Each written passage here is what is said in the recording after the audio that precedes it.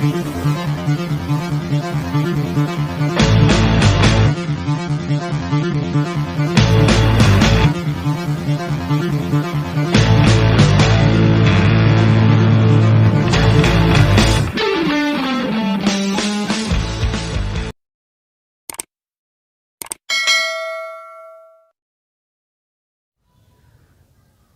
मित्रों,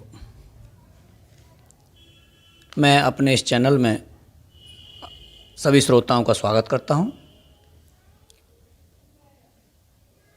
पुनः उपस्थित हैं लेकर एक ऐसा विषय जो रोचक है,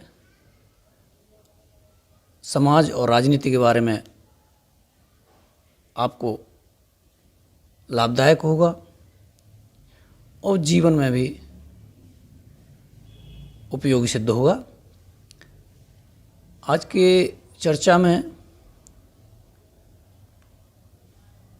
महान स्वतंत्रता सेनानी बाल गंगाधर जी के विचार राजनीति और समाज के बारे में। आत्मनिर्णय का सिद्धांत यह निर्धारित करता है कि प्रत्येक राष्ट्र, प्रत्येक देश को अपनी सरकार का चयन करना चाहिए। अतः यह स्वशासन से पहले होना चाहिए। हम निकट भविष्य में जल्द से जल्द अपनी सरकार स्थापित करने के लिए दृढ़ संकल्पित हैं और यह शुरू करने के लिए हमारे पास पर्याप्त चीज़ें हैं। जब यूरोपीय राष्ट्रों और अफ्रीकी उपनिवेशों के लिए आत्मनिर्णय के प्रश्न पर चर्चा की गई तो भारत को उससे अलग रखा गया। राष्ट्रपति विल्सन ने कहा कि आयरलैंड में आत्मनिर्णय होना चाहिए और हमारे प्रधानमंत्री ने अपनी खुद की एक योजना का मसौदा तैयार करने के लिए आयरिश सम्मेलन में परिवर्तन कर दिया। लेकिन भारत ने बिना किसी घोषणा के अपनी एक योजना बनाई। मोंटेग्यू ने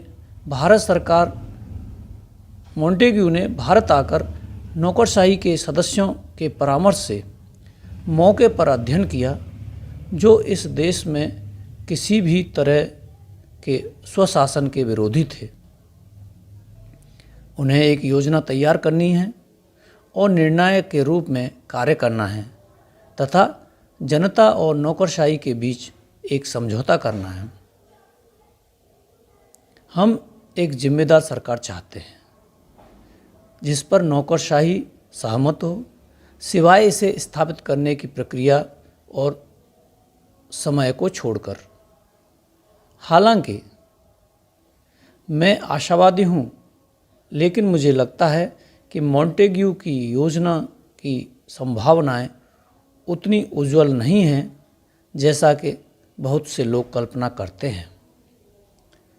हमारे विरोधी ब्रिटिश लोगों को यह समझाने की कोशिश कर रहे हैं कि अगर भारत को स्वशासन दिया गया तो ब्रिटिश साम्राज्य बर्बाद हो जाएगा और साम्राज्य को अपने हित में भारत पर निरंकुश तरीके से शासन करना जारी रखना चाहिए। हमारे उद्देश्य को पराजित करने के लिए दृढ़ निश्चयी लोगों द्वारा एक बहुत ही गहन अभियान चलाया जा रहा है। हमें दो पक्षों से जूझना होगा, कैबिनेट से जिसे आश्वस्त करना होगा और जुनूनी लोगों से जिन्हें दबाना होगा। लेकिन यह रास्ता उतना आसान नहीं है जैसा कि कुछ लोग मानते हैं। सवाल यह है कि अगर मोंटेग्यू की योजना विफल हो गई या विफल हो जाती है तो नेता प्रलोभन को स्वीकार करेंगे और कुछ अस्पष्ट लेकिन पर्याप्त दिखने वाले समाधान को हासिल करने के लिए तैयार होंगे। हमारे कुछ नेता सलाह दे सकते हैं, शायद हमारे कुछ एंग्लो इंडियन मित्र और समाचार पत्र। हम कांग्रेस की योजना पर आपका पक्ष लेते हुए ब्रिटिश शासन के सामने भारत के लिए स्वशासन की मांग करने जा रहे हैं। योजना से कम किसी भी चीज़ के खिलाफ दृढ़ निश्चयी पुरुषों की यह हमारे साथ खड़े रहें, ऐसी हमारी विनती है और अपेक्षा है। इस मामले में कोई समझौता नहीं होना चाहिए। यदि आप समझौता करते हैं तो दुनिया हमारी हंसी उड़ाएगी। नौकरशाही हमारे बीच फूट डालने की कोशिश कर सकती है। नौकरशाही कह सकती है कि उन्होंने काफ़ी कुछ किया है और जो कुछ किया है उससे हमें संतुष्ट हो जाना चाहिए। मैं आपको चेतावनी देता हूँ, यदि आप इस तरह का कोई समझौता स्वीकार करते हैं तो आप अपने देश को बर्बाद कर देंगे।